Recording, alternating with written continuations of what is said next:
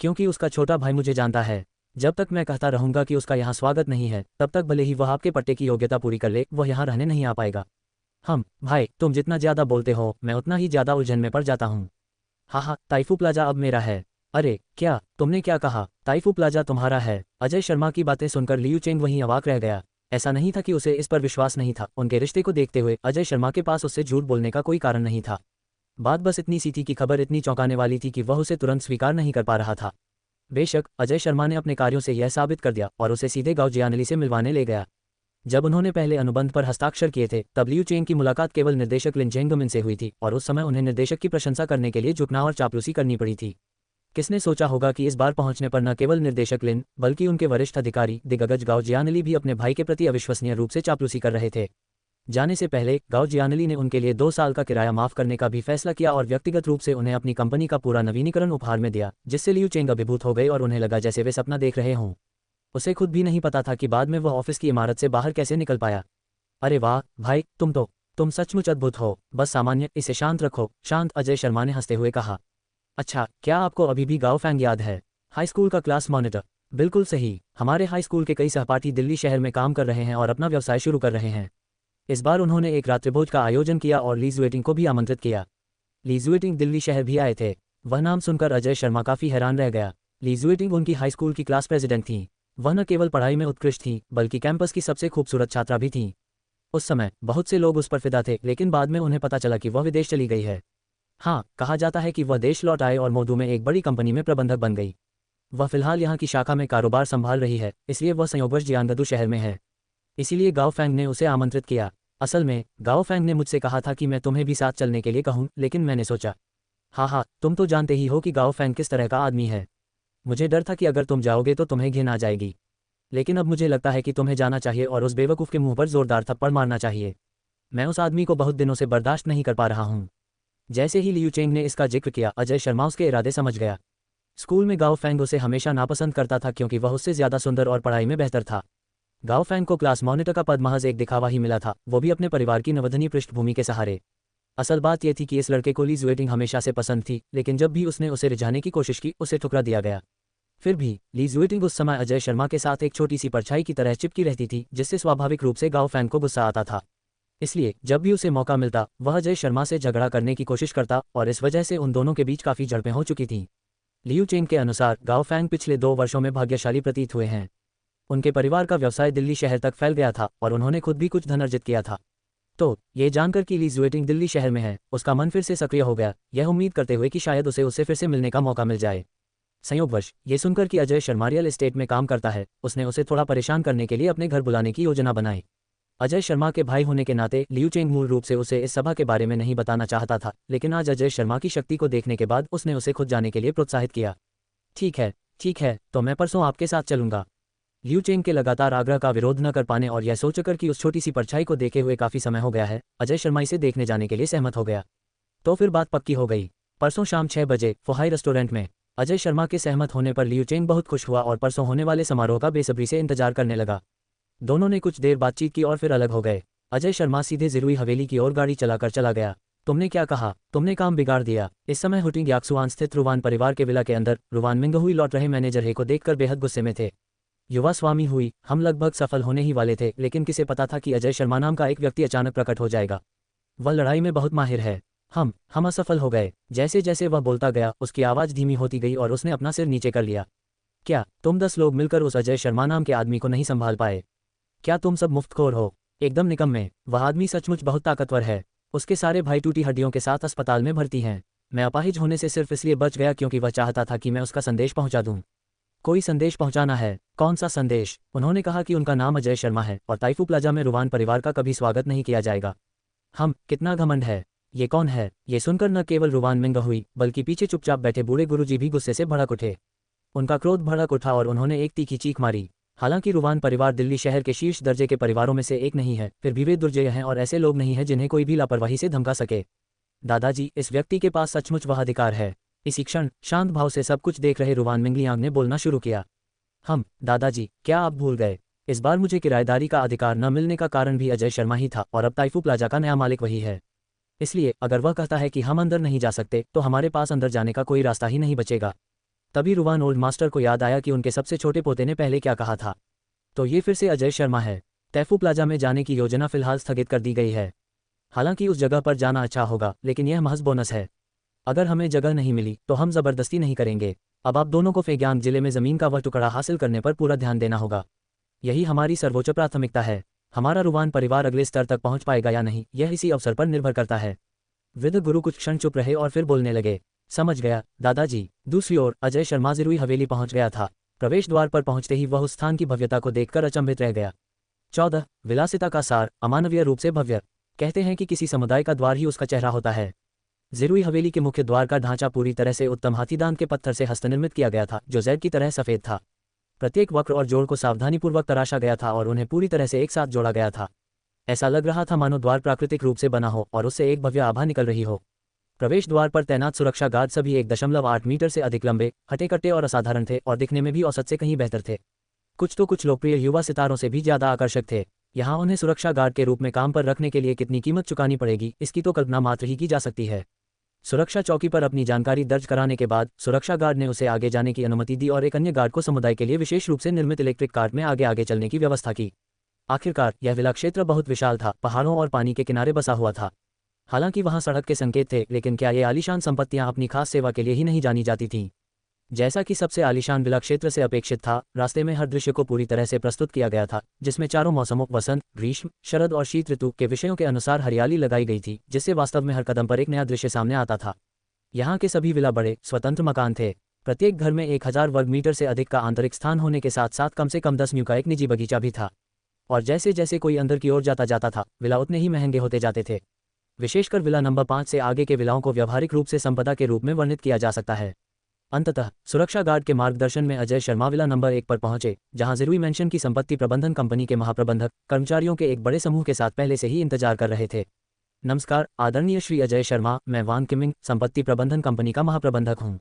जिरुई mention में आपका स्वागत है। अजय शर्मा पहली बार ऐसी जगह पर आया था और वह भव्य प्रदर्शन को देखकर थोड़ा हैरान था। सरसरी नजर डालने से ऐसा लगता है कि महाप्रबंधक ने शायद प्रॉपर्टी मैनेजमेंट कंपनी के सभी बेकार बैठे कर्मचारियों को बुला लिया था, है ना? प्रवेश द्वार पर करीब 100 लोग 2 पंक्तियों में खड़े होकर उनका स्वागत करने के लिए तत्पर थे। क्या इतना भव्य आयोजन जरूरी था? दरअसल उन्होंने विला नंबर 1 के महत्व को कम करके आंका था। जैसे ही अजय शर्मा प्रवेश द्वार पर पहुंची और पंजीकरण पूरा किया, तब तक ये खबर वान किमिंग को पहले ही मिल चुकी थी। इसलिए उसने अपना सारा काम छोड़ दिया, सभी उपलब्ध कर्मचारियों को इकट्ठा किया और विला के प्रवेश द्वार पर कतार में लगने और इंतजार करने के लिए दौड़ पड़ा। विला नंबर 1 जिरुई हवेली का केंद्र था और पूरे दिल्ली शहर में सर्वोच्च प्रतिष्ठा का प्रतीक था। भला इसे हल्के में कैसे लिया जा सकता था? हालांकि जब सभी ने घर के मालिक को देखा तो वे सब पूरी तरह से आश्चर्यचकित रह गए। असंख्य अटकलों के बाद हर कोई यही सोचता कि इस घर का मालिक एक उच्च प्रतिष्ठा वाला व्यक्ति था। यदि वह सफेद बालों वाला नहीं था तो कम से कम मध्यम आयु या उससे अधिक आयु का एक सफल व्यक्ति था। उन्हें कभी उम्मीद नहीं थी कि उनके सामने आने वाला व्यक्ति इतना युवा और सुंदर लड़का होगा। महत्वपूर्ण बात यह है कि इस तरह की आलीशान संपत्तियों के प्रबंधक होने के नाते वे आमतौर पर दिल्ली शहर और यहाँ तक कि आसपास के कुछ शहरों के प्रमुख परिवारों की खबरों पर ध्यान देते थे, ये देखने के लिए कि क्या कोई शहर पार करके विला खरीद सकता है और उनका ग्राहक बन सकता है। हालांकि यह अजय शर्मा सचमुच अपरिचित था। क्या यह मोदू या जिंगदू के किसी परिवार का कोई युवा उस्ताद हो सकता है? वान किमिंग मन ही मन सोच रहा था। चूंकि वह किसी स्थानीय प्रतिष्ठित परिवार से नहीं था, इसलिए ऐसा प्रतीत होता था कि केवल उन 2 स्थानों के युवा मालिक ही विला नंबर 1 को हासिल करने की क्षमता रखते होंगे। विशेषकर अजय शर्मा द्वारा चलाई जा रही पगानी जोंडा को देखकर वहां मौजूद सभी लोगों की आंखें चमक उठीं। यहाँ काम करने वाले लोग लग्जरी ब्रांड और कारों के प्रति बहुत संवेदनशील थे। स्वाभाविक रूप से उन्होंने इस सुपरकार की असाधारण प्रकृति को पहली नज़र में ही पहचान लिया। खासकर जब उन्होंने ड्रैगन बॉडी पैटर्न देखा तो उनके दिमाग में तुरंत संख्याओं की एक श्रृंखला कौंध गई। 40 मिलियन। विला नंबर 1 के मालिक से जैसी उम्मीद थी, उनकी कार की कीमत भी 40 मिलियन से अधिक थी। इसके अलावा ये विश्व स्तर पर अद्वितीय पगानी जोंडा विला नंबर 1 की तरह केवल पैसे से नहीं खरीदा जा सकता था। इससे स्वाभाविक रूप से अजय शर्मा की पहचान और पृष्ठभूमि के बारे में सभी की जिज्ञासा और भी बढ़ गई। महाप्रबंधक के साथ अजय शर्मा ने इस पौराणिक विला का दौरा शुरू किया। यहाँ तक कि एक प्रवेश द्वार में भी अत्याधुनिक सुविधाएं देखने को मिलीं। बाहर लगे स्मार्ट लॉक में फिंगरप्रिंट प्रमाणीकरण, चाबियां और पासवर्ड लॉक की सुविधा थी। लेकिन यहाँ इन सब के अलावा चेहरे की पहचान, आंखों की पुतली का सत्यापन, आवाज के निशान से प्रमाणीकरण और वे सभी कार्य उपलब्ध थे जिनकी आप कल्पना कर सकते हैं और जिनकी आप कल्पना नहीं कर सकते। विशेष रूप से ये सिस्टम पूरे घर में पूरी तरह से नेटवर्क से जुड़ा हुआ था और इसमें एक बेहद मजबूत अलार्म सिस्टम लगा हुआ था। यदि घर के मालिक को कोई समस्या या खतरा महसूस होता तो केवल उनके संकेत मात्र से ही सुरक्षा कक्ष और संपत्ति प्रबंधन कंपनी को तुरंत पता चल जाता और सिस्टम द्वारा खतरे के स्तर के आकलन के आधार पर वे स्वचालित रूप से ये तय कर लेते कि पुलिस को बुलाना है या नहीं। इसलिए पूरा घर तकनीक की अनुभूति से परिपूर्ण था। पूरा विला 3600 वर्ग मीटर में फैला हुआ था, जिसे 3 ऊपरी मंजिलों और 2 भूमिगत मंजिलों में विभाजित किया गया था। साथ ही इसके चारों ओर 15 वर्ग मीटर का एक बाहरी बगीचा भी था। विला नंबर 1 में 3 स्विमिंग पूल थे, एक आउटडोर जिसमें वाटर स्लाइड डिजाइन था, एक छत पर एक एरियल पूल और तीसरा 2 भूमिगत स्तरों पर एक इंडोर पूल, और सभी का तापमान स्थिर था। इस तरह जब भी वह तैरना चाहता, चाहे वसंत हो, गर्मी हो, पतझड़ हो या सर्दी, या बारिश हो या बर्फ, वह हमेशा तैरने का आनंद ले सकता था। पूरे विला में 15 शयन कक्ष थे, जिनमें से प्रत्येक को एक स्वीट के रूप में डिजाइन किया गया था, जिसमें अपना वॉक इन क्लोजेट और बाथरूम था। सच में अब उसे परिवार के कई सदस्यों के बीच शौचालय को लेकर होने वाली लड़ाई की चिंता नहीं करनी पड़ेगी। अगर आपके पास 15 बाथरूम हैं, तो आप आधे महीने तक एक ही बाथरूम का इस्तेमाल नहीं करेंगे। इसके अलावा 4 अध्ययन कक्ष, एक चीनी और एक पश्चिमी रसोई, 3 बैठक कक्ष, 2 भोजन कक्ष, 2 बार और 2 कपड़े धोने के कमरे भी थे। घर में मौजूद सभी फर्नीचर और उपकरण बाजार में उपलब्ध नवीनतम और सबसे शानदार किस्म के थे। संक्षेप में, महंगा। श्रीमान अजय शर्मा, मैं आपको सूचित करना चाहता हूं कि किसी निवासी के रहने के बाद हम हाउसकीपर के साक्षात्कार की व्यवस्था करेंगे। साक्षात्कार के बाद वेतन का निर्धारण आप करेंगे। क्या हाउसकीपर के लिए आपकी कोई विशेष आवश्यकताएं हैं? ओह, अजय शर्मा इस सवाल से हैरान रह गया। उसने कभी नौकरानी का इस्तेमाल कब किया था? क्या यह उसका पहला अनुभव नहीं था? कोई विशेष आवश्यकता नहीं है। महिला, अविवाहित, मेरी उम्र के आसपास और काम को कुशलतापूर्वक अंजाम देने की क्षमता वाली। मासिक वेतन 100,000 तय किया जाता है, बाकी आप संभाल लेंगी, उसने संयम का दिखावा करते हुए कहा। उसने मन ही मन सोचा, शुक्र है जब वह रियल एस्टेट के कारोबार में था तब उसने अपने सहकर्मियों को यहाँ हाउसकीपरों के मासिक वेतन के बारे में बात करते सुना था, जो 20,000 से 100,000 के बीच होता था। चूंकि यह विला नंबर 1 था, इसलिए इसका किराया कम से कम 100,000 प्रति माह होना चाहिए, है ना? हालांकि उन्हें इस बात की उम्मीद नहीं थी कि उनके शब्दों से साथ आए सभी कर्मचारियों की आंखें हरी हो जाएंगी। यहाँ तक कि वान किमिंग ने भी सोचा, जैसा कि एक प्रतिष्ठित परिवार के युवा मालिक से उम्मीद की जाती है, उनकी उदारता वास्तव में असाधारण थी। श्रीलू की गृहिणी बनना मेरे लिए बहुत बड़ा सम्मान है। मैं आपके लिए निश्चित रूप से एक उत्कृष्ट व्यक्ति का चयन करूंगी, और मुझे विश्वास है कि इस कीमत पर जो भी व्यक्ति आएगा वह आपको अवश्य संतुष्ट करेगा। इसका क्या मतलब है? अजय शर्मा सभी के अजीबोगरीब भावों को देखकर अचंभित हुए बिना नहीं रह सकी। बाद में उन्हें पता चला कि यहाँ एक हाउसकीपर का सामान्य मासिक वेतन केवल 20,000 था, और विला नंबर 2 के हाउसकीपर का वेतन भी अधिकतम 50,000 प्रति माह था। ये जानना महत्वपूर्ण था कि वान किमिंग महाप्रबंधक के रूप में यहाँ प्रति माह केवल 50,000 कमाते थे। 1 लाख की संख्या पर स्वाभाविक रूप से हर कोई उसे ईर्ष्या भरी नजरों से देखने लगा। भला ऐसी नौकरी कौन नहीं चाहेगा? सफाई का काम पेशेवर सफाई कर्मियों द्वारा किया जाता था, जिसका खर्च संपत्ति प्रबंधन शुल्क में शामिल था। एक हाउसकीपर केवल इन लोगों का प्रबंधन करता था, मकान मालिक को कुछ सहायक सेवाएं प्रदान करता था और अन्य विविध कार्यों को संभालता था। इसके अलावा अजय शर्मा आकर्षक, युवा और धनी था, और ऐसा लगता था कि वह अविवाहित है। ऐसे व्यक्ति को कौन पसंद नहीं करेगा? इसलिए साथ आई सभी महिला कर्मचारियों को स्थानांतरित कर दिया गया। अविवाहित महिलाओं ने बाद में अपनी जानकारी जमा करने की योजना बनाई ताकि ये देखा जा सके कि उनका चयन हो सकता है या नहीं। उन्होंने ये कल्पना भी की कि अगर उनका चयन हो जाता है तो भविष्य में उनके और अजय शर्मा के बीच कुछ हो सकता है। निश्चित रूप से उनकी निगाहें अजय शर्मा की ओर और भी उत्सुक हो गईं, और कुछ अधिक साहसी लोग तो इतराने भी लगे, जिससे अजय शर्मा कांप उठा। हे भगवान, इनकी आंखें इतनी डरावनी क्यों हैं? राक्षस और दानव, दूर हो जाओ। 10-15 रहस्यमय बूढ़ा आदमी, एक बिन बुलाया मेहमान। वान किमिंग और अन्य लोगों को विदा करने के बाद अजय शर्मा आखिरकार कुछ देर के लिए घर में अकेले रह सका। ये घर सचमुच बहुत बड़ा है। यहाँ अकेले रहते हुए थोड़ा अकेलापन महसूस होता है। मुझे बाद में अपने माता पिता को यहाँ लाने के लिए समय निकालना चाहिए, लेकिन उससे पहले मुझे उन्हें मानसिक रूप से तैयार करना होगा। नहीं तो अचानक से इस तरह की जगह में आना उन्हें बुरी तरह डरा सकता है। ये सोचकर उसने तुरंत अपना फ़ोन उठाया और 200,000 युआन सीधे अपनी माँ गाओ रामू के खाते में ट्रांसफ़र कर दिए। तबादले के कुछ ही समय बाद उसकी माँ ने फ़ोन किया। चैन, तुमने मुझे इतनी बड़ी रकम क्यों भेजी? क्या तुमने लॉटरी जीत ली? माँ, बात बस इतनी सी है कि कुछ समय पहले आवास बाजार अच्छा था, इसलिए मैंने कुछ अतिरिक्त संपत्तियां बेच दी, कुछ पैसे कमाए और फिर एक दोस्त के साथ मिलकर एक छोटा व्यवसाय शुरू किया, जिससे मुझे मुनाफा भी हुआ। अरे हाँ, तो फिर इसे अपने पास ही रखो। मुझे और तुम्हारे पापा को घर पर ज़्यादा पैसों की ज़रूरत नहीं है। बड़े शहर में खर्चे बहुत ज़्यादा होते हैं, हर जगह पैसों की ज़रूरत पड़ती है। और हाँ, आप किस तरह का व्यवसाय चला रहे हैं? क्या ये भरोसेमंद है? आपको सावधान रहना चाहिए। आजकल पूंजीपति बहुत निर्दयी हो गए हैं। पास के गांव का वह बूढ़ा यान कुछ साल पहले तक खूब तरक्की कर रहा था, लेकिन हाल ही में खबर आई है कि उसके साथ धोखाधड़ी हुई और उसका सारा पैसा चोरी हो गया। आपको और भी सतर्क रहने की जरूरत है। अपनी मां की लगातार चलने वाली शिकायतों को सुनकर अजय शर्मा को गुस्सा नहीं आया, बल्कि उसे अंदर से बेहद खुशी महसूस हुई। क्या वह इन सिद्धांतों को नहीं समझता था? ऐसा नहीं था कि वह समझता नहीं था, ये तो बस एक माता पिता का स्नेह था। माता पिता की नज़रों में उनका बच्चा हमेशा एक ऐसा बच्चा ही रहता है जो बड़ा नहीं हुआ है, हमेशा इस बात से डरा रहता है कि उसे बाहर नुकसान या कठिनाइयों का सामना करना पड़ेगा, इसीलिए वे लगातार उसे टोकते रहते हैं। माँ, मुझे पता है, मैं सावधान रहूंगा। वैसे भी आपके बेटे का कारोबार तो बस बढ़ता ही जाएगा। मैं बाद में एक बहुत बड़ा घर जरूर खरीदूंगा और आप और पिताजी को अपने साथ रहने के लिए कहूंगा। अरे वाह, ये तो बहुत बढ़िया है। लेकिन जब आपके पास पैसे आ जाएं तो हमारे लिए घर खरीदने की चिंता मत कीजिएगा। पहले एक वैवाहिक घर खरीदिए और उस लड़की शुभान से जल्दी शादी कर लीजिए। अगर आप हमें एक बड़ा गोल-मटोल पोता दे दें तो मैं बहुत खुश हो जाऊंगी, ही।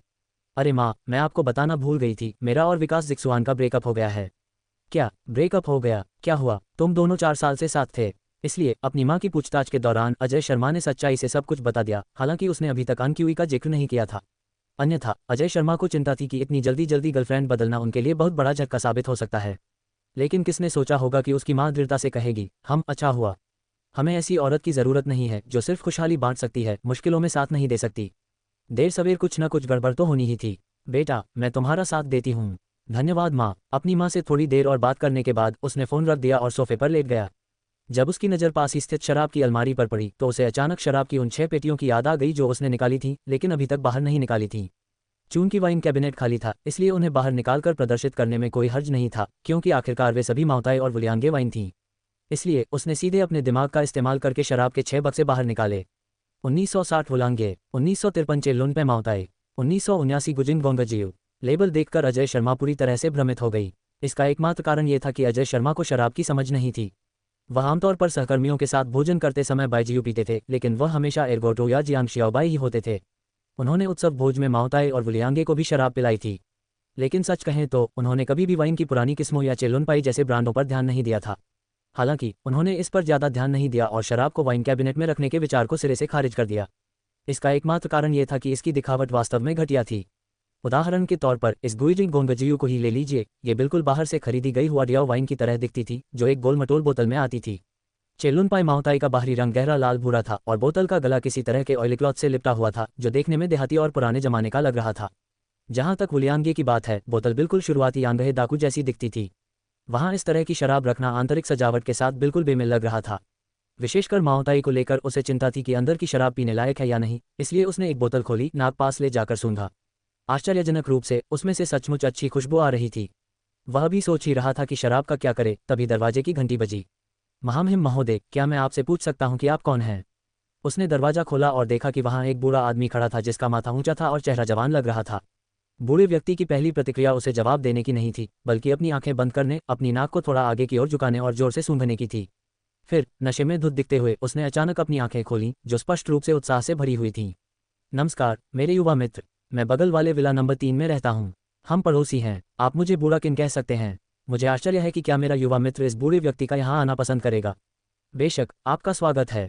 पड़ोसियों का आपस में घुलना मिलना स्वाभाविक है। हालांकि मैं आज ही यहाँ आया हूँ और चाय भी नहीं खरीदी है, इसलिए मैं सिर्फ सादा उबला हुआ पानी ही दे सकता हूँ।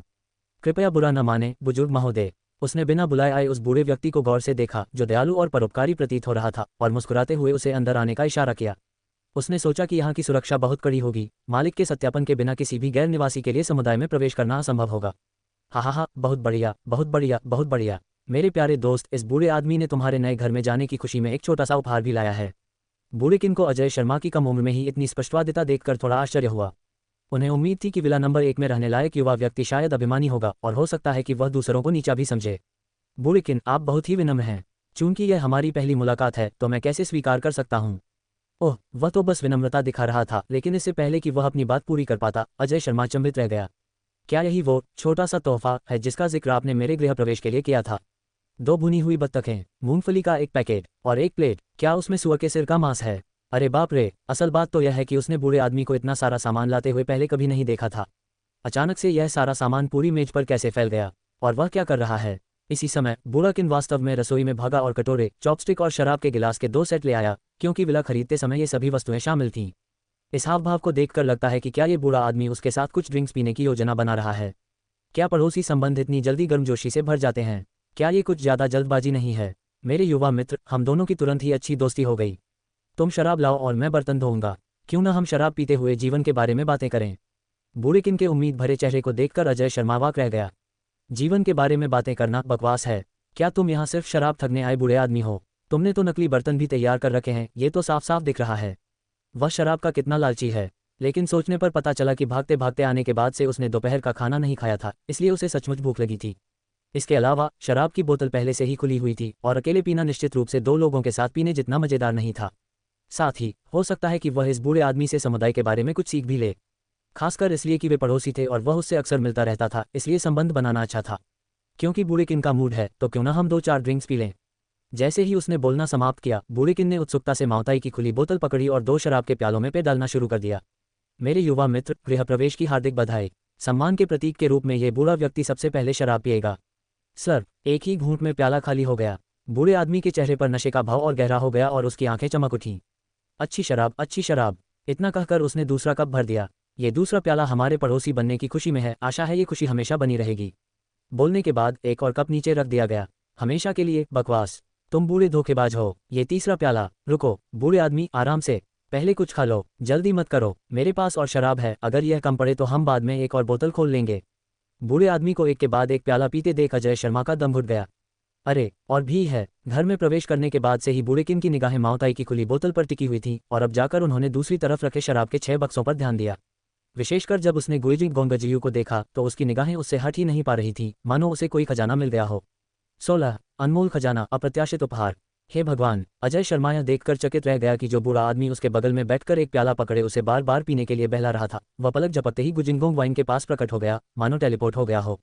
इतनी तेजी किसी बूढ़े आदमी में नहीं होनी चाहिए। 1 2 3 10 11 12, तुम्हारे पास सचमुच 12 बोतलें हैं। उस समय बूढ़े किन ने अजय शर्मा के हैरान चेहरे को बिल्कुल भी नहीं देखा, बल्कि उन्होंने अजय शर्मा से भी कहीं ज्यादा हैरानी भरा भाव दिखाया। हाँ, दोस्तों ने मुझे पहले दिए थे, मैं अकेले में शराब नहीं पीता, इसलिए मैंने इन्हें संभाल कर रख लिया था। बूढ़े किन को ये पसंद है। अगर आपको पसंद है तो मैं आपको एक बोतल दे दूंगा। क्या तुम इस बूढ़े आदमी को शराब की एक बोतल देने जा रहे हो? हाँ, क्या हुआ, क्या ये सिर्फ एक बोतल शराब नहीं है? इस बार बूढ़ा किन चुप हो गया और काफी देर तक अजय शर्मा की आंखों में टकटकी लगाए देखता रहा। वह सोचने से खुद को रोक नहीं पाया, क्या ये लड़का मेरी पहचान जानता है या उसका कोई और मकसद है? हालांकि अजय शर्मा की आंखों में स्पष्टता और थोड़ी सी उलझन देखकर वह निश्चिंत हो गया। हाँ, मेरे युवा मित्र, क्या तुम जानते हो कि यह किस प्रकार की शराब है? गुजिंगोंग वाइन। अजय शर्मा ने आंखें घुमाईं। क्या ये डिब्बे पर लिखा नहीं था? वह अभी तक नशे में नहीं था। तो क्या आपको पता है कि इस शराब की कीमत कितनी है?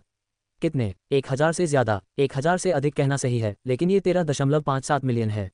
अरे, 1357? क्या इसमें 1 मिलियन भी है? बूढ़े आदमी की बातें सुनकर अजय शर्मा का दिल जोर से धड़कने लगा। भला किस तरह की शराब की एक बोतल की कीमत 13.57 मिलियन होती है? लगता है मेरे इस युवा मित्र को शराब के बारे में ज्यादा जानकारी नहीं है। ये बोतल 1979 की गुजिंगोंग वाइन है। इसकी नीलामी कीमत वाकई 13.57 मिलियन प्रति बोतल है और इसे एशिया राज्य का वाइन किंग भी कहा जाता है। और जो बोतल हमने अभी पी है वह 1953 की चेलुन माओताई है, जिसकी कीमत प्रति बोतल 15 लाख है। वहीं 1960 के दशक की वुलियांगे की एक बोतल की कीमत लगभग 980,000 है। बूढ़े किन ने थोड़ी रुचि दिखाते हुए अजय शर्मा को शिक्षित करना शुरू कर दिया, लेकिन अजय शर्मा के मन में 10,000 MMP अस्पष्ट विचार थे, जिन्हें वह कह पाए या नहीं यह उसे समझ नहीं आ रहा था। उसने पहले ही जानकारी खोजने के लिए बायडू क्यों नहीं खोला। उसने 15 लाख माओताई की बोतल खोली और उसे पीना शुरू कर दिया। इसमें कोई आश्चर्य की बात नहीं कि बूढ़ा आदमी लगातार एक के बाद एक प्याला भरता और पीता रहा। 10,000 युआन पहले ही बर्बाद हो चुके थे। तो मेरे युवा मित्र, क्या तुम अब भी गुजिंगोंग वाइन की यह बोतल इस बूढ़े आदमी को देना चाहते हो? बूढ़े किन ने अजय शर्मा की ओर देखते हुए मुस्कुराया और ये देखने के लिए इंतजार करने लगे कि वह क्या कहेगा। एक सज्जन व्यक्ति का वचन ही उसका बंधन होता है। चूंकि मैंने बूढ़े किन को देने का वादा किया था तो मैं उसे दे ही दूंगा। वैसे भी इतनी बढ़िया शराब तो उन्हीं को पीनी चाहिए जो इसकी कद्र करते हो, मेरे पास तो ये बर्बाद ही होगी।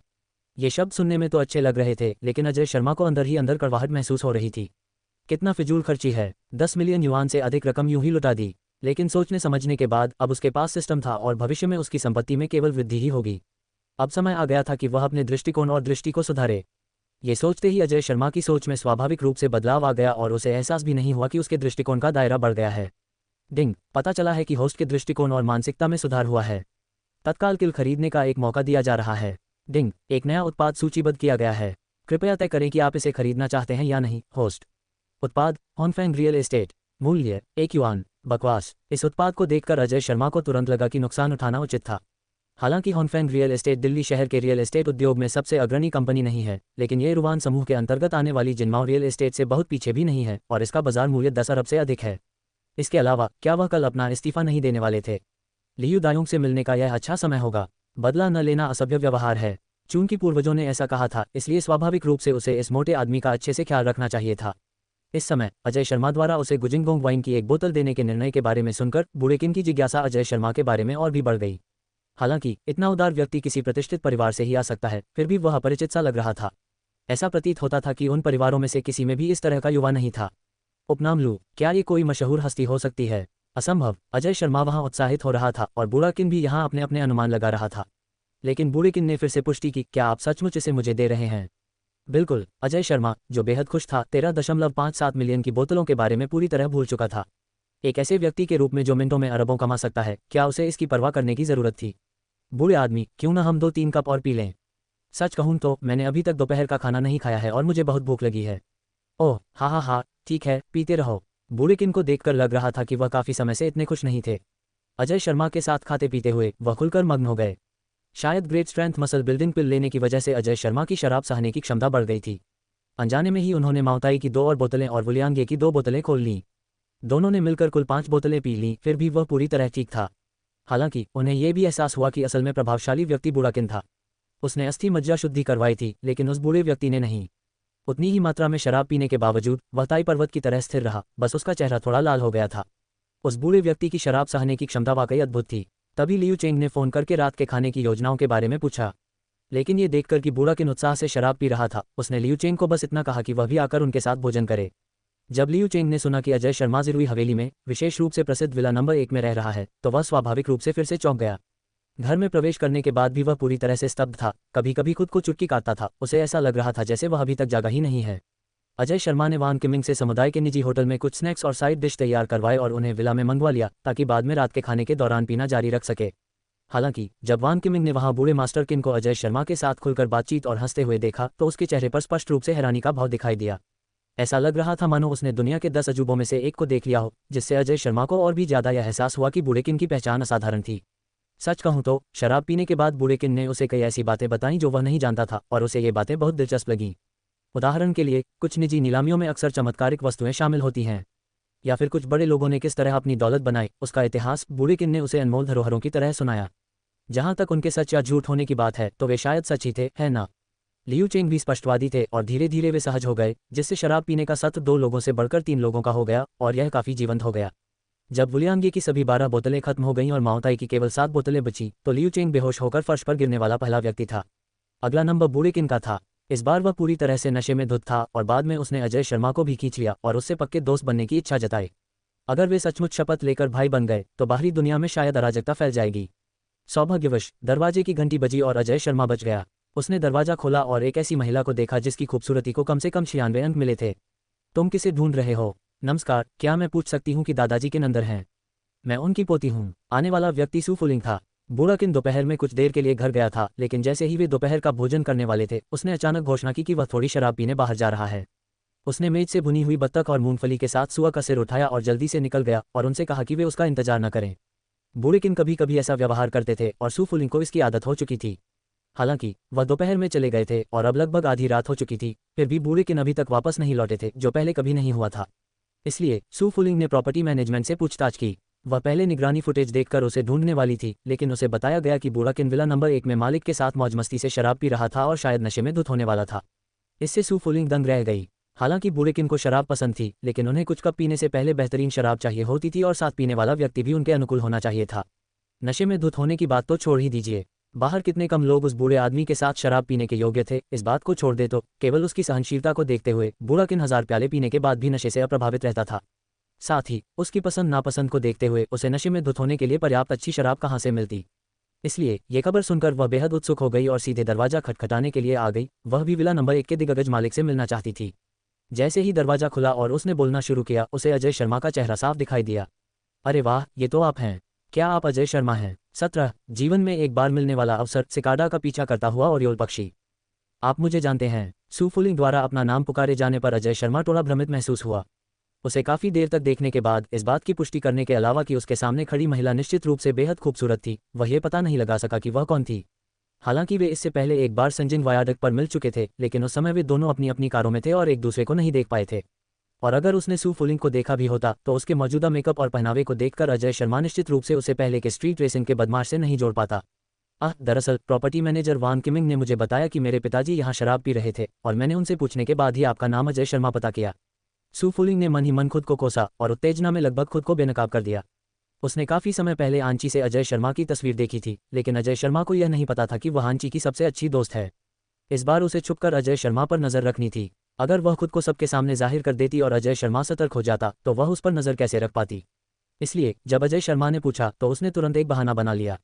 अच्छा ठीक है, चलिए एक दूसरे को जान लेते हैं।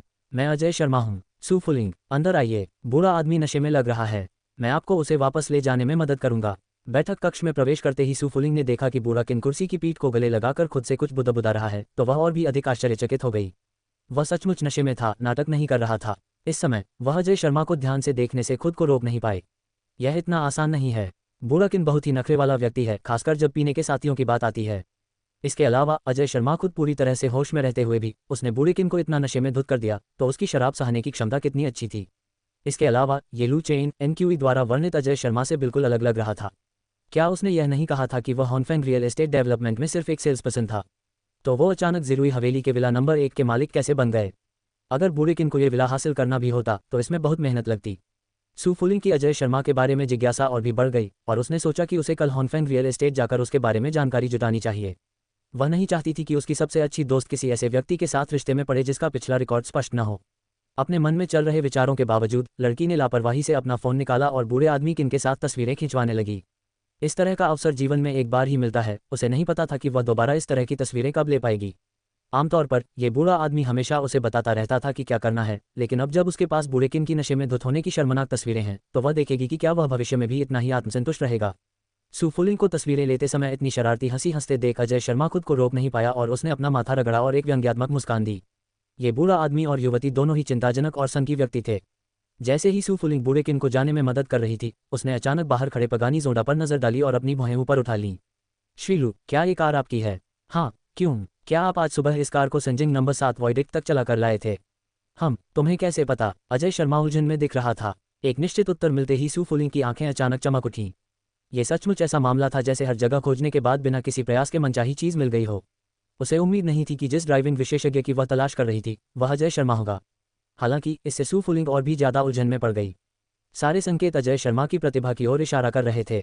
क्या यह अभी भी वही गरीब विश्वविद्यालय का अकादमिक था जिसका वर्णन एनक्यूई ने किया था, जिसे उसकी पूर्व प्रेमिका ने धोखा दिया था? अब तक उसने जो कुछ भी देखा था उसके आधार पर क्या अधिकांश महिलाएं उसकी ओर कृपा दिखाने के लिए दौड़ नहीं पड़ेंगी? श्रीलू, चूंकि आप इतनी कम उम्र में विला नंबर 1 खरीदने में सक्षम थे, मुझे लगता है कि आप एक बहुत बड़ा व्यवसाय चला रहे होंगे। मैं बस भाग्यशाली रहा और बिना सोचे समझे किए गए निवेशों से कुछ पैसे कमा लिए, कुछ संपत्तियां खरीदी और किराया वसूलता हूँ। रियल एस्टेट उद्योग, वह तो निश्चित रूप से अच्छा है। संपत्ति बाजार हाल ही में अनुकूल रहा है। हाँ, कोई बात नहीं छोटी सू, मैं आपसे यहीं बाहर मिलूंगी, मैं अंदर नहीं जाऊंगी। अजय शर्मा मुस्कुराया, बूढ़े किन को सू फुलिंग के हवाले किया, जल्दी से अलविदा कहा और वापस मुड़ गया। उन्हें वास्तव में अपनी वर्तमान संपत्ति का कारण समझ नहीं आ रहा था, क्योंकि सब कुछ बहुत अचानक हुआ था। लेकिन उसने झूठ नहीं बोला था, वह वास्तव में अब केवल किराया वसूल रहा था, विशेष रूप से ताइफू प्लाजा और पूरी होंग्यांग मैंशन इमारत का किराया। जहां तक अचल संपत्ति की बात है, वह केवल हॉनफेंग रियल एस्टेट के मालिक थे। अजय शर्मा के अस्वाभाविक भाव और जल्दबाजी में चले जाने को देखकर सू फुलिंग ने अपनी आंखें सिकोड़ लीं। दिलचस्प, लगता है उसके पास कई राज हैं। एनक्यूई, अपनी बड़ी बहन के राज खुलने का इंतजार करो और देखो कि क्या यह आदमी वाकई तुम्हारे जीवन भर के भरोसे के लायक है। घर लौटकर उसने नशे में धुत लियू चेन को अतिथि कक्ष में जाने में मदद की। अस्त व्यस्त भोजन की मेज देखकर उसने फैसला किया कि सफाई का काम कल के लिए वहीं छोड़ दिया जाए।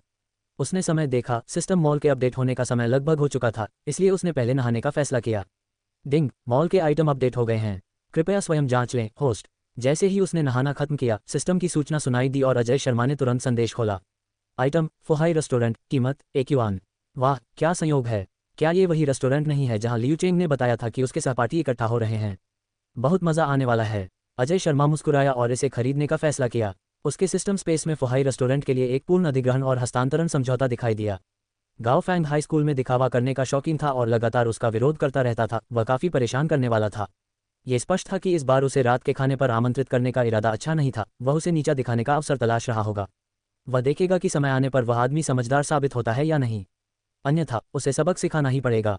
अगले दिन अजय शर्मा की नींद एक फ़ोन कॉल से खुली। ये हॉनफेंग रियल एस्टेट के पूर्व चेयरमैन जो झाओगांग का फ़ोन था, जो ये पूछने के लिए फ़ोन कर रहे थे कि हस्तांतरण कब तक पूरा हो जाना चाहिए। अजय शर्मा ने कुछ देर सोचा और बाद में सीधे चुनक्यू यंग्यूए के बिक्री कार्यालय जाकर सामान सौंपने की प्रक्रिया पूरी करने पर सहमति जताई। हालांकि जो झाओगांग इस बात को लेकर असमंजस में था कि उन्हें चुनक्यू यंग्यूए के पास क्यों जाना पड़ा, फिर भी उसने सहमति में सिर हिलाया। वह उठा और हाथ मुंह धोने लगा, तभी उसने देखा कि लियू चेंग पहले ही एक नोट छोड़कर चला गया था जिसमें लिखा था कि वह पहले ही निकल चुका है। नोट में उसे याद दिलाया गया था कि कल रात के खाने के कार्यक्रम को न भूलें। सफाई सेवा के लिए बटन दबाने के बाद अजय शर्मा ने पगानी जोंडा को सीधे चुनक्यू यंग्यूए की ओर चला दिया। उनकी कार के चले जाने के कुछ ही समय बाद एक हर्ट 7Z चुपचाप उनके पीछे पीछे आए। चुनक्यू यंग्यूए बिक्री कार्यालय के बाहर। जीजा जी, चेयरमैन अचानक यहाँ क्यों आ रहे हैं? लियू दायोंग ने चापलूसी भरे भाव से अपने बगल में बैठे व्यक्ति से पूछा। उनका नाम युआन जिनजियांग था, जो चुनक्यू यंग्यूए बिक्री कार्यालय में बिक्री विभाग के महाप्रबंधक थे और साथ ही लियू दायोंग के बहनोई भी थे। मुझे सटीक जानकारी नहीं है, बस इतना पता है कि वह एक महत्वपूर्ण व्यक्ति का स्वागत करने आ रहे हैं। खैर, सबको सतर्क रहने और कोई गलती न करने का निर्देश जरूर दे देना। कोई बात नहीं, आप मेरे काम पर भरोसा कर सकते हैं। तभी बिक्री कार्यालय के प्रवेश द्वार पर कई मर्सिडीज बेंज कारें दाबेन आकर रुकी और युआन जिनजियांग तुरंत दौड़कर आगे बढ़ा और उसने खुद ही एक कार का दरवाजा खोल दिया। अध्यक्ष महोदय, ऑनसाइट मार्गदर्शन के लिए चुनक्यू यंग्यू में आपका स्वागत है। चलिए ऊपर जाकर बात करते हैं। झोउ झाओगांग ने सिर हिलाया और सीधे बिक्री कार्यालय में चले गए। उनके पीछे कई लोग भी थे। मुख्यालय के कानूनी, मानव संसाधन और वित्त विभाग के सभी लोग यहाँ क्यों मौजूद हैं? झोउ झाओगांग के साथ आए लोगों को देखकर युआन जिनजियांग थोड़ा हैरान हुआ, लेकिन उसने आगे कुछ नहीं पूछा और आज्ञाकारी होकर उनके पीछे पीछे चल दिया। उसने लियू दायोंग को एक अर्थपूर्ण नज़र से देखा और चेयरमैन के पीछे पीछे दूसरी मंजिल पर स्थित कार्यालय में चला गया। 18 होनफेंग का स्वामित्व बदला, जिससे पूरा दृश्य चौंक गया। अध्यक्ष महोदय, क्या इस यात्रा के लिए आपके पास हमारे लिए कोई निर्देश हैं? कार्यालय में प्रवेश करने के बाद युआन जिनजियांग ने आदरपूर्वक पूछा। छोटे युआन, अब से आप मुझे सिर्फ सीईओ झोउ कह सकते हैं। अध्यक्ष का पदनाम बदलना होगा। हम अचानक हुए इस बयान से युआन जिनजियांग को लगा कि उसने गलत सुना है और उसे प्रतिक्रिया देने में थोड़ा समय लगा। क्या होनफेंग का अधिग्रहण हो गया? झोउ झाओगांग को सिर हिलाते देख वह चौंक गया, लेकिन साथ ही असमंजस में भी था। अध्यक्ष ये खबर उन्हें बताने के लिए स्प्रिंग एंड ऑटम रिफ्लेक्शंस तक इतनी दूर क्यों दौड़े? हालांकि वह इस बिक्री केंद्र में शीर्ष व्यक्ति थे, लेकिन वह होनफेंग रियल एस्टेट में एक अपरिहार्य कार्यकारी नहीं थे और न ही वह झोउ झाओगांग के विश्वासपात्र थे। आखिरकार होनफेंग रियल एस्टेट के पास इस तरह की काफ़ी संपत्तियां थीं और कई बिक्री केंद्र प्रबंधक भी थे। युआन जिनजियांग की उलझन को देखकर झोउ झाओगांग मुस्कुराया और बोला, मैं यहाँ इसलिए आया हूँ क्योंकि नए अध्यक्ष ने कहा था कि पदभार ग्रहण समारोह यहीं होगा। ओह सीईओ झोउ, आप तो अच्छे मूड में लग रहे हैं। यह महसूस करते हुए युआन जिनजियांग ने एक बार फिर अपनी उलझन व्यक्त की। तार्किक रूप से, क्या झोउ झाओगांग को इस बात से निराश नहीं होना चाहिए कि उनके अध्यक्ष पद को बदल दिया गया है? वह तो और भी खुश क्यों दिख रहे हैं? बेशक मैं खुश हूँ। मुझे फेग्यांग जिले के बाहरी इलाके में स्थित उन कुछ संपत्तियों की चिंता थी। नए अध्यक्ष के आने से वे कोई न कोई समाधान निकाल ही लेंगे, है ना? हालांकि हाल ही में रियल एस्टेट में लाभ का दौर आया था, लेकिन मौजूदा स्थिति वास्तव में होनफेंग रियल एस्टेट के लिए एक महत्वपूर्ण मोड़ है। फेग्यांग जिले के बाहरी इलाके में स्थित वह जमीन का टुकड़ा, जिसे उन्होंने पिछली नीलामी में जीता था, निरीक्षण करने पर पाया गया कि उसकी नींव आदर्श स्थिति से कमजोर थी और मूल योजना से हटकर थी। यदि वे मूल योजना के अनुसार ऊंची इमारतें बनाते हैं तो भूकंपरोधी मानकों को पूरा करना मुश्किल होगा। इसका मतलब था संपत्ति के प्रकार और अन्य संबंधित मामलों में बदलाव करना और साथ ही पूरी परियोजना को फिर से डिजाइन करना। लेकिन प्रारंभिक आधारभूत कार्य पहले ही शुरू हो चुका था। अब रुकने का मतलब था हर दिन धन का नुकसान होना, जिससे पूंजी श्रृंखला आसानी से टूट सकती थी। इसके अलावा फेग्यांग जिले के भूमि पार्सल की आगामी नीलामी के लिए अपर्याप्त धन होने के कारण नंबर 1 कोर भूमि पार्सल को हासिल करने की संभावना लगभग शून्य थी। उनके पुराने प्रतिद्वंद्वी जिनमाओ रियल एस्टेट इस बोली को जीतने के लिए दृढ़ संकल्पित थे। यह अनुमानतः सिद्ध था कि यदि वे इसे हासिल कर लेते तो होनफेंग की भविष्य की बाजार हिस्सेदारी निश्चित रूप से कम हो जाती। बाहरी लोगों को इन बातों का पता नहीं था, लेकिन वह इन्हें अपने दिल में स्पष्ट रूप से जानता था। वह इस स्थिति से निपटने को लेकर चिंतित थे और तभी किसी ने होनफेंग रियल एस्टेट का अधिग्रहण कर लिया। उनके लिए यह वास्तव में एक अच्छी बात थी। यदि नवागंतुक शक्तिशाली था तो मुख्य भूमि के टुकड़े को सुरक्षित करने का मतलब था कि वह साथ साथ चल सकता था और लाभ का हिस्सा प्राप्त कर सकता था। अगर वे इसे हासिल नहीं कर पाते तो भी कोई फर्क नहीं पड़ता। होनफेंग के अधिग्रहण के समय उन्हें पहले ही उनका हिस्सा मिल चुका था, इसलिए उन्हें कोई चिंता नहीं थी। इसलिए झोउ झाओगांग स्वाभाविक रूप से बहुत खुश था। अजय शर्मा, तुम यहाँ क्यों हो? लियू दायोंग, जो बिक्री कार्यालय की लॉबी में ऊपर से निर्देशों की प्रतीक्षा कर रही थी, ने अजय शर्मा को वित्त कार्यालय से करते हुए बाहर निकलते देखा और उससे मिलने चली गई। मेरे इस्तीफे की प्रक्रिया चल रही है। अजय शर्मा ने अपने हाथ में मौजूद दस्तावेजों को लहराया, उसे नजरअंदाज किया और दूसरी मंजिल की ओर चल पड़ा। पता चला कि अजय शर्मा बिक्री कार्यालय में सीधे बगल वाले दरवाजे से दाखिल हुआ था, जो वित्त और मानव संसाधन विभागों के करीब था। उसने पहले अपने इस्तीफे की प्रक्रिया पूरी की और फिर झोउ झाओगांग के साथ कार्यभार सौंपने के लिए दूसरी मंजिल पर जाने की तैयारी की। अरे, चूंकि तुमने इस्तीफा दे दिया है तो जल्दी करो और चले जाओ। क्या तुम्हें दूसरी मंजिल पर जाने की अनुमति है? अजय शर्मा को दूसरी मंजिल की ओर जाते देख लियू दायोंग ने तुरंत उसका रास्ता रोक दिया। पिछली बार अजय शर्मा के हस्तक्षेप के कारण राजू कपूर और उनकी पत्नी उस विला का सौदा पूरा नहीं कर पाए थे। इसी वजह से लियू दायोंग के मन में अभी भी बहुत गुस्सा भरा हुआ था। रास्ते से अलग हटें। अरे मैंने अभी तक तुमसे पिछली बार का हिसाब भी नहीं चुकाया है और तुम। थप्पड़। बिक्री कार्यालय में एक जोरदार थप्पड़ की आवाज गूंजी, जिससे पूरा परिसर सन्नाटे में डूब गया। लियू दायोंग थप्पड़ से पूरी तरह स्तब्ध रह गया। क्या उसे मारा गया था? हे भगवान, अजय शर्मा ने सचमुच लियू दायोंग को मार दिया। इसे देखना संतोषजनक था, लेकिन इससे परेशानी होने वाली है। वह आदमी बदले की भावना रखता है, अभी बहुत छोटा है। अजय शर्मा के पूर्व सहकर्मी आपस में कानाफूसी करने लगे। कुछ लोग महज गपशप कर रहे थे, कुछ लोग खुश हो रहे थे और कुछ लोग अजय शर्मा के लिए चिंतित थे। तुम्हारी हिम्मत कैसे हुई मुझे मारने की? सुरक्षाकर्मी, इसे मेरे लिए बाहर निकालो। लियू दायोंग के लिए वह इस बिक्री कार्यालय में हमेशा से ही आत्मसंतुष्ट और सफल रहा था। उसे किसी तरह के प्रतिरोध का सामना नहीं करना पड़ा था। वह खुद एक सुपरवाइजर था और सेल्फ सेंटर का सबसे बड़ा लीडर उसका साला था। भला कौन उससे पंगा लेने की हिम्मत करता। अब उसका सामना फिर से अजय शर्मा से हुआ। पिछली बार अजय शर्मा के अड़ियल रवैये से न केवल उसे आमदनी का नुकसान हुआ था, बल्कि इस बार उसने हिंसा का सहारा भी लिया था, जिससे लियू दायोंग तुरंत गुस्से से भड़क उठी। लियू दायोंग, अगर आज तुमने अच्छा व्यवहार किया होता तो शायद मैं तुम्हारे साथ कुछ नहीं करता, लेकिन चूंकि तुम जानबूझकर मुसीबत मोल ले रहे हो, इसलिए मैं अभी तुम्हें बता देता हूँ, तुम्हें नौकरी से निकाल दिया गया है। क्या मुझे निकाल दोगे? हाँ, किसके अधिकार से? सुरक्षाकर्मियों के। क्या तुम सब मर चुके हो? जल्दी करो और इस आदमी को बाहर निकालो। अजय शर्मा की बातें सुनकर लियू दायोंग बेहद गुस्से में हंस पड़ी। ये लड़का बेतुकी बातें कर रहा था। जिस कर्मचारी को अभी अभी नौकरी से निकाला गया था, वह अब उसे नौकरी से निकालने की बात कर रहा था। क्या ये सुनकर लोग हंस हंस कर लोटपोट नहीं हो जाएंगे? अजय शर्मा ऐसा क्यों कहेगा? लियू दायोंग को बर्खास्त क्यों करेगा? हाँ, ये कुछ हद तक समझ से परे है। क्या अजय शर्मा को नौकरी से निकाले जाने से सदमा लगा? आसपास के कर्मचारी असमंजस में थे और लियू दायोंग की दहाड़ के बीच बिक्री केंद्र के सुरक्षा गार्ड दौड़कर वहां पहुंचे। हालांकि ये सुरक्षा गार्ड लियू दायोंग के चरित्र को जानते थे, फिर भी उन्हें आदेशों का पालन करना पड़ता था, क्योंकि वह एक नेता था और उन्हें अपनी जीविका कमानी थी। जब कोई व्यक्ति किसी दूसरे के घर में रहता है तो उसे सिर झुकाना पड़ता है। अजय शर्मा को देखते हुए उनकी आंखों में क्षमा और निंदा का मिला जुला भाव था। इसका मतलब यह था कि तुमने इस बदतमीज को क्यों उकसाया? अब तुमने हमारे लिए मुश्किलें खड़ी कर दी हैं। रुकना। जैसे ही सुरक्षा गार्ड अनिच्छा से कार्रवाई करने की तैयारी कर रहे थे, तभी एक तेज चीख सुनाई दी। इसके बाद उन्होंने देखा कि जोऊ झाओगांग सबसे पहले नीचे की ओर दौड़ रहा है। उसका कुछ फूला हुआ शरीर मानो 100 मीटर की दौड़ लगा रहा था। वह एक बार में 3 सीढ़ियां चढ़ता हुआ अजय शर्मा के पास पहुंच गया। क्या आप ठीक हैं, महोदय? उसने सबसे पहले अजय शर्मा का अभिवादन किया और ये देखकर कि अजय शर्मा ने उसे नजरअंदाज कर दिया, उसने अपना ध्यान लियू दायोंग की ओर मोड़ दिया। आप ही बताइए, आखिर चल क्या रहा है? जोऊ झाओगांग के सतर्क हो जाने पर लियू दायोंग का दिल जोर से धड़कने लगा और वह घबराकर सोचने लगा कि कैसे जवाब दे, लेकिन वह अजय शर्मा के प्रति जोऊ झाओगांग के रवैये और हावभाव को पूरी तरह से नजरअंदाज कर गया। माफ कीजिए अध्यक्ष महोदय, यह मेरी गलती है। मैं एक बर्खास्त कर्मचारी से टकरा गया जो परेशानी पैदा कर रहा था और आपको परेशान कर रहा था। मैं उससे तुरंत निपटूंगा। बोलने के बाद वह मुड़ा और सुरक्षा गार्डों पर फिर से चिल्लाया, तुम लोग यहाँ क्यों खड़े हो? जल्दी करो और अजय शर्मा को बाहर निकालो। थप्पड़। लियू दायोंग के चेहरे पर एक और थप्पड़ पड़ा, लेकिन इस बार सब लोग स्तब्ध रह गए, क्योंकि जिसने उस पर हमला किया था वह वास्तव में जोऊ झाओगांग था। बेवकूफ, तुम किसे बाहर निकाल रहे हो? श्री लू ने तो हॉनफेंग रियल एस्टेट का अधिग्रहण कर लिया है। अब वे हॉनफेंग रियल एस्टेट के चेयरमैन हैं। क्या? जोऊ झाओगांग के शब्द बिजली की कड़क की तरह थे, जिन्होंने तुरंत लियू दायोंग को भयभीत कर दिया और वह फर्श पर गिर पड़ी। आसपास मौजूद असंख्य कर्मचारी भी हक्का बक्का रह गए, उनके चेहरे अविश्वास से भरे हुए थे। जिस सहकर्मी के साथ उन्होंने 1 साल से अधिक समय तक काम किया था, वह अचानक हॉनफेंग रियल एस्टेट के अध्यक्ष बन गए थे। हे भगवान, ये तो बहुत ही नाटकीय है। हे भगवान, हमने उनके साथ 1 साल से अधिक समय तक दिन रात काम किया और वह वास्तव में एक छिपे हुए उद्योगपति थे। अजय शर्मा के आने के पहले दिन से ही मुझे पता था कि वह असाधारण है और मैं गलत नहीं था। दफा हो जाओ। फिर तुमने उसे बार बार कॉपी बनाने का आदेश क्यों दिया? क्या वह ये नहीं था कि जब स्वर्ग किसी व्यक्ति को कोई बड़ी जिम्मेदारी सौंपने वाला होता है तो उसे पहले अपना सिर। तुम बड़े धोखेबाज हो। इस समय युआन जिनजियांग, जो उनके पीछे दूसरी मंजिल से नीचे आया था, का भी दिल बैठ गया। उसने लियू दायोंग और अजय शर्मा के बीच के विवाद के बारे में पहले भी सुना था, लेकिन चूंकि अजय शर्मा सिर्फ एक मामूली कर्मचारी था, इसलिए उसने इसे नजरअंदाज कर दिया और इस पर ध्यान नहीं दिया। अब यह मामूली कर्मचारी उसका सीधा वरिष्ठ अधिकारी बन गया था। उसका खेल खत्म हो चुका था।